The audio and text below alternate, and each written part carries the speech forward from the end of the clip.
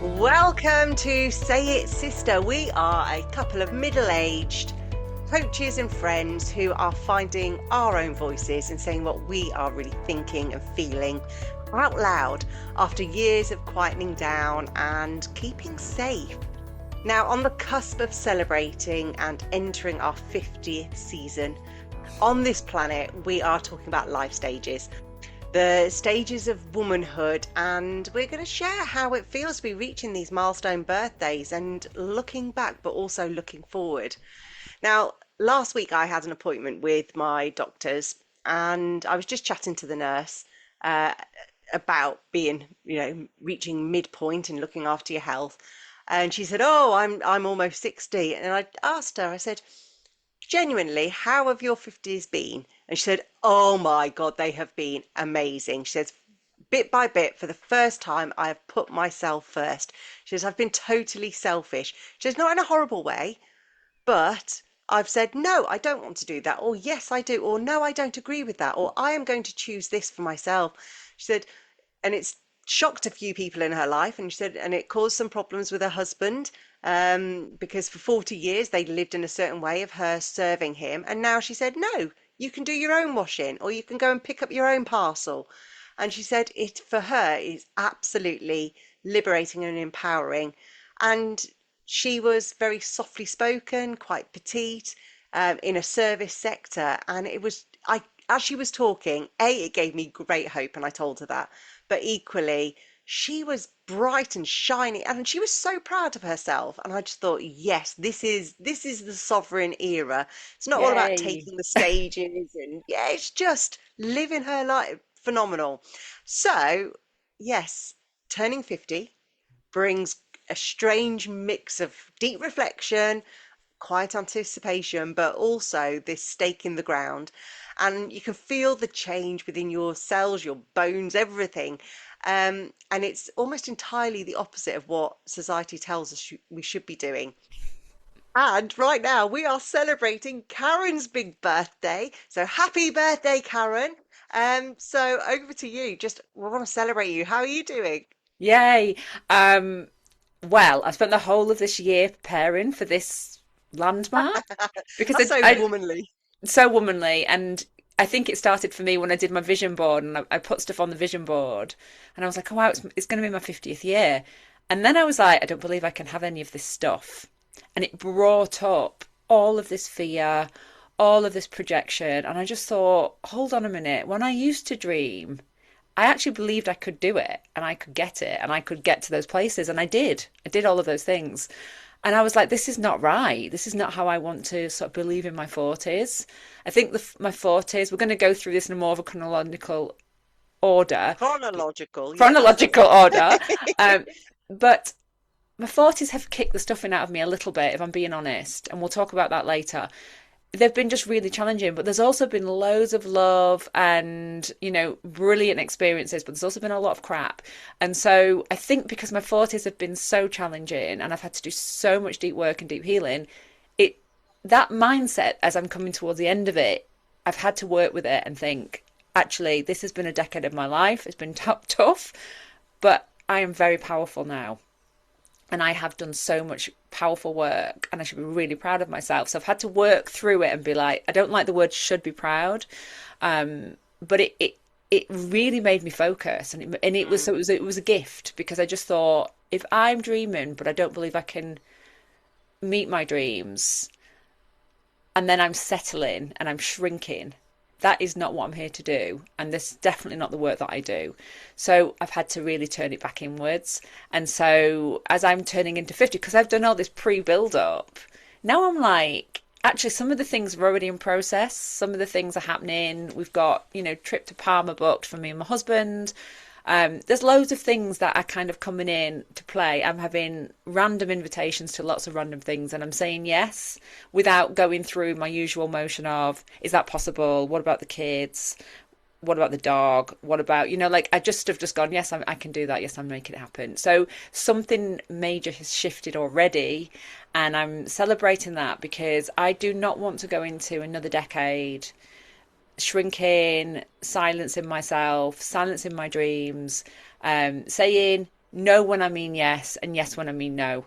And this is the thing I think that is really, really coming through now. That it feels like a time of deep truth, but deep truth with myself. Like, do I want that? Yes or no?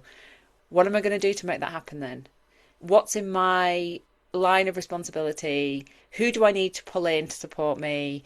What is needed for me to take the next step? And just really unfolding it and being really focused and not letting it go. I think that's the thing. You know me. I am very determined. I'm highly stubborn as well. And when I get a feel for something, I will not let it go. And I'm like a sniffer dog. I will sniff it out, and I just will not. I'm not very good at taking no for an answer.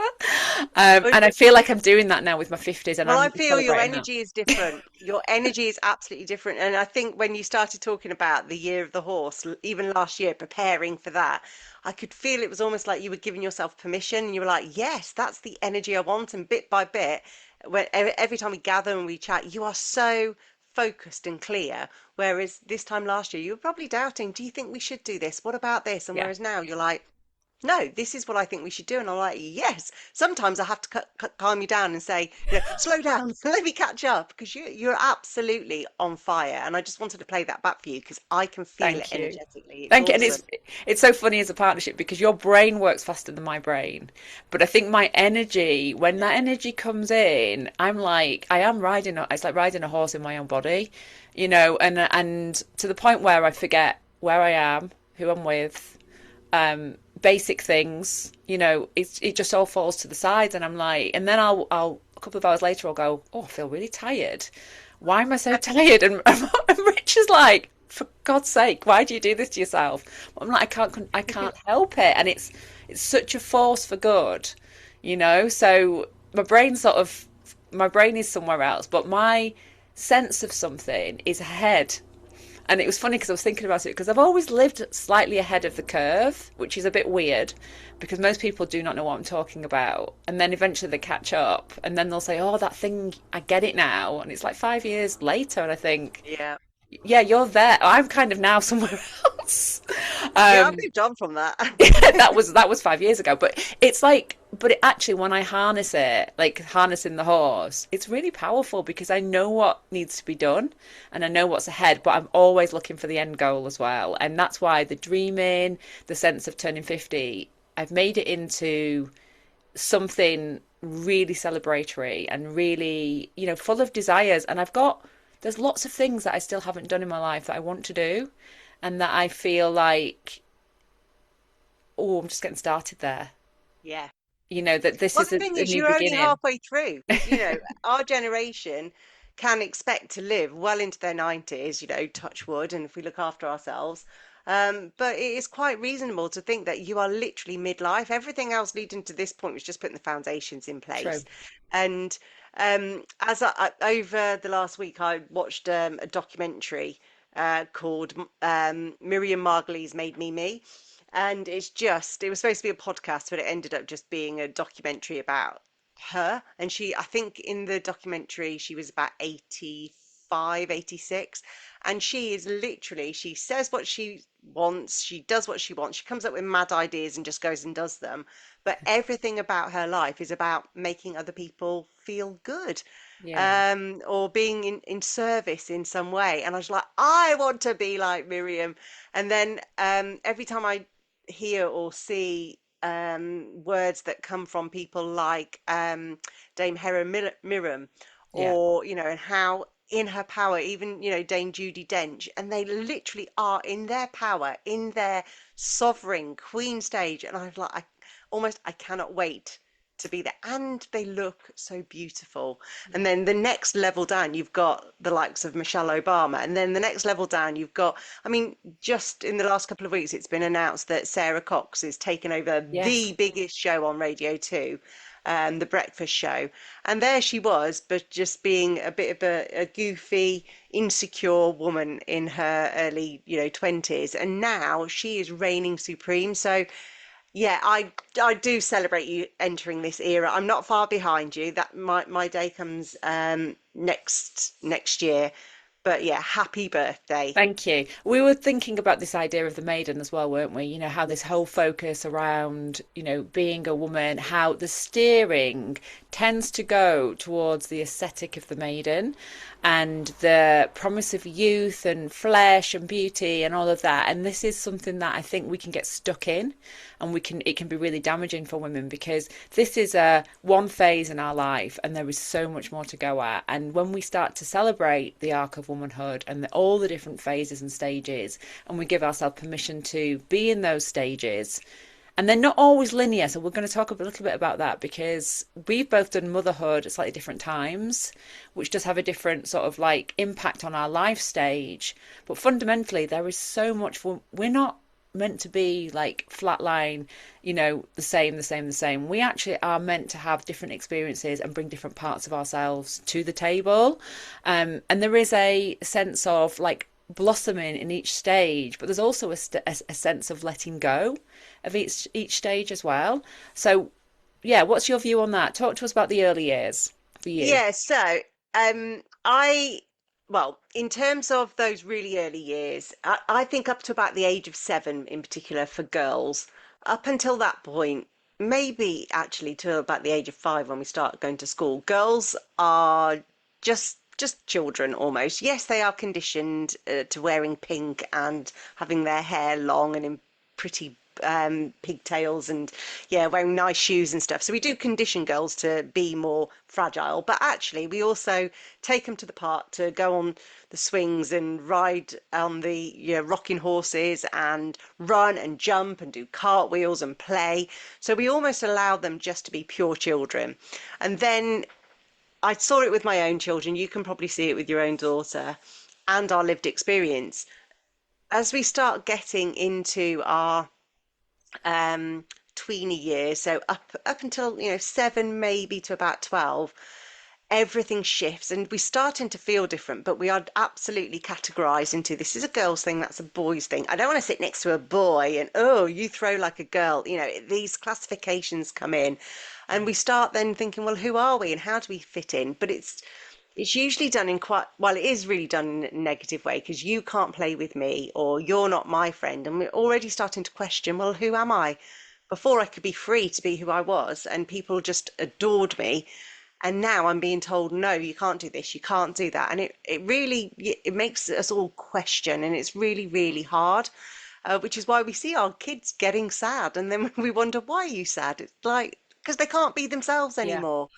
And so that makes me really, really sad. And then obviously we get up to, I would say, like in the spiritual realms, they say, up until your teenage years. But I think your maidenhood really starts around the age of about 11 or 12 now. Yeah. Often girls are getting periods around that time. That I started developing nubbins and, little lumps and hairs from around the age of about 8 or 9. So like my childhood innocence of just being able to just be little Lucy, it was gone so quickly. Yeah. And then you've got all of the other stuff that comes with those tweeny years into teenage. Have you got very clear memories of your childhood before you got to maidenhood where you were literally just adored just for being you? Yeah, of course. And I was very early developing. So for me, it goes, it's really quite a significant turning point. But I remember things like when I was with my parents, I had to behave a certain way. So it was like sit still, smile, um, don't make a fuss. So I had a lot of that conditioning just because my mum she's amazing. She's a nurse, but she just didn't stand for any nonsense. My parents were both quite strict, so I fell into line with that until I became a teenager, and then it was a whole different story. And so I had all of that sort of, and there was a lot of be still, cross your legs. So I had that even before I hit puberty. So that was already embedded in me.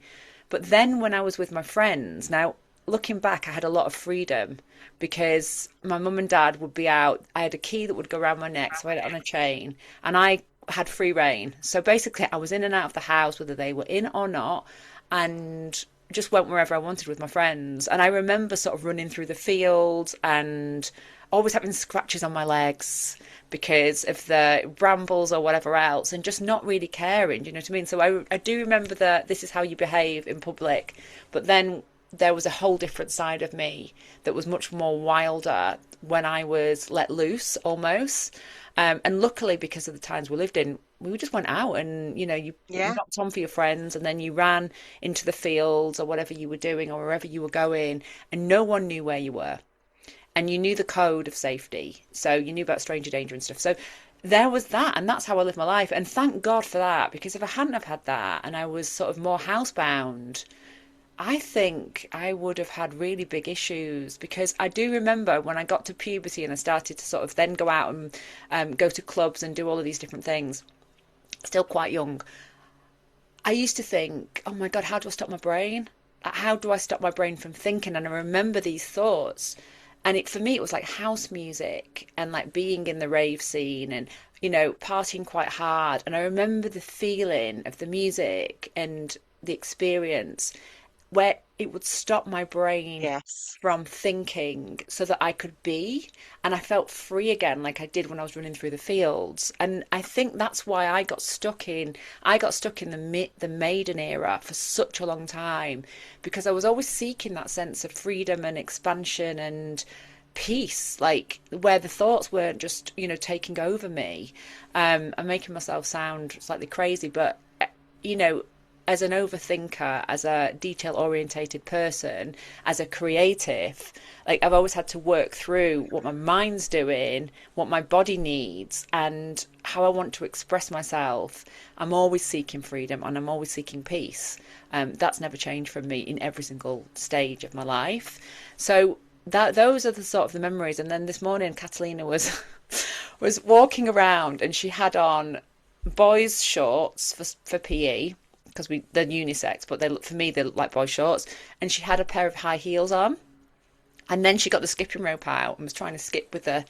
And I was like, no, it's a definite no for me. Take those heels off. Take those heels off. And she was like, yes, but I can do this and I can walk in these heels. And she's like clumping like this. Like it was hilarious. And I just thought, I don't know whether to laugh, whether to cry, or whether to shout. And I just started laughing because I just thought. And then she said to me, Mummy, do I have to wear knickers underneath these shorts? And I was like, yes, you do need to wear knickers because they're a little bit big. And if they fall down, you're going to show everything. And it was just this quite sweet, innocent conversation. And it made me realise that she is very much a young 7, almost 8-year old, whereas I would have been wise to that. And I would have known that I had to, like, I would have been thinking about not showing myself Yeah. already at her age. So I want to celebrate that because she's more innocent than I was. Yeah. And do you know what? I think my youngest is in her year of 18. And when my eldest was also in that year, so in between, well, finishing the formal education and about to go into the crest of the next part of their life, um, that is them stepping into their absolute maidenhood. And I remember my year of 18, 19 was so liberating because when you're at school, you're stuck with these people, whether you like them or not, and it is a bit of a battlefield. Yeah, If you found your people, then brilliant. But whether we like it or not, you've still got the sporty ones, the geeky ones, the popular ones, the not so popular ones, and you do get classified. And I remember for myself, a lot of my teenage years were trying to figure out what music do I like, or what's the in hairstyle, or what clothes. And if you didn't have a certain yeah, bag, then so all of that pressure while you're trying to figure out who am I, how do I fit in, how do I get liked and accepted. But by 18, you tend to have made decisions where you're in a circle which is more like your circle. So I mean, this year, Evie, she's going to see Harry Styles. She's planning day trips out with her friends because she's got the freedom of having her car. mm. She's going to Reading for the weekend, Oh, which I know I'm going to be like terrified all weekend, but she is prepared and she's up for it. Bella had like this year where she saw like about 5 or 6 gigs. She was going off for days out here there. And it was like, and I just got really excited because I'm like, yes, you are in the prime of your maidenhood. You're still naive, but you're also streetwise, and you are, you look amazing. You have these ideas and opinions, which some of them, I'm like, God, you're wiser than me, and others, I'm like, you're so naive, but you'll learn. But I'm not going to burst your bubble. Yeah, So I'm witnessing it because obviously I see it with all their friends as well. And like with Bella's age group, they are now stepping into their 20s. They're all about to graduate, and then they're making decisions about, well, what is that first job or that first career, or where am I going to live? And it's terrifying, but it's also so exciting because they've got zero responsibilities other than themselves. I love it. I was thinking also about, that phase of life and the lifetime that we lived in was very much about independent women, Yeah. wasn't it? And so we were, which I still think is the time that we're in, by the way. I don't think that's changed. But I had this real sense as I was looking back at me in my sort of 20s. I'm going to go into the 20s phase now. So for me, that was still very much about maidenhood. And I knew that I didn't want anyone to take charge of me. I knew that I didn't want to rely on anyone. I didn't ever want to ask permission to, like, can I go get those shoes, for example? Can I go get that outfit? I never wanted to ask anyone for permission for that stuff. It was like I just knew it from being young. And I'd always worked from being like 11. I had my first job. So I always earned my own money. Oh, just bear with. That's outside. Do you want me to? Let Yeah, me it's just. fine. You carry on. Hold on. Just for the listeners, it sounds like somebody's mowing a lawn right Somebody is outside. mowing the lawn and they're right outside my door. Yes, that's better. Time of year. Yes, welcome Brilliant. back. We won't edit that out. We'll just, that's just life, isn't it? Yeah, go on then. So, 20s. And I just was like, I want to be in my own power. I knew it from being 11 years old, if not before that, and that I didn't want to rely on anyone. Now I'm married and I'm 50. I still have that issue, if I'm being honest. And sometimes I have to take a bit of a step back and go, am I I'm trying in a to? partnership now. I'm in a partnership, and he'll say to me all the time, "You're such a control freak," and I am. I really am. I need to know. I need to have plans, as you know. I am on things, and it's quite hard, I think, for people around me sometimes to sort of take that off me. 50th being a really good example, where I was like, "This, I know what I don't want. I don't want this, this, and this. I want something like this. Over to you." And then every now and then, I'm like, "Is it all under control?" Is it under control? How's it going with that planning? And he's like, just you're a control freak, and I'm like, okay, I am, and I have been like that all my life, and I think that's something I've carried with me, and I don't think it's all bad. In fact, I know it's not all bad, because I do feel that as women of any age, we do need to be able to know that we can take care of ourselves, and we need to know that we can exit things, and that we've got the backup around us, regardless of who we're with, at what status we're in, or any of that we've got our stuff sorted in our own camp, and that we can, do what we need to do to take care of ourselves. So I'm seeing it as a positive. But what about you? Where did you go when you were in that maidenhood, like 20s? Oh, I was married. Simple as that. I was married at 22. But I was still very much in my maidenhood. Yeah. But I coupled up and partnered up very early. But for me, it was almost like an episode of Friends or Cold Feet, because we were living away. We were living in Nottingham, and our best friends, our circle, were our family.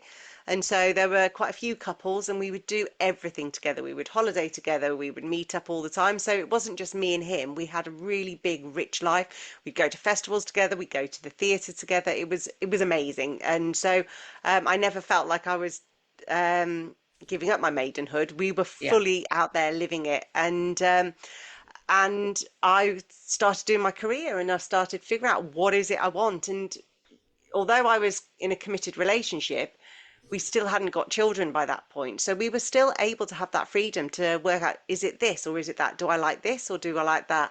And I would say my 20s was very much about experimenting, working out who I am as a woman, as Mm. a partner, as a friend, as all of those kind of things. And I loved it. And I was also doing really well because everything I'd turned my hand to, because I'm just an optimistic, I'm pragmatic. I seemed to do well at everything I did. So my confidence was growing. Getting married as well when you're 22, I'm always going to look amazing on those photos. I was like, I was a size 10 but toned, and I'd got Gwyneth Paltrow from Sliding Doors kind of hair. I look at it, and I'm so happy I have those pictures of me then, because when I look at her, she was genuinely happy, Yeah. and the confidence that was coming through, and then having being celebrated, and it was just wonderful. But that's all about the day, isn't it?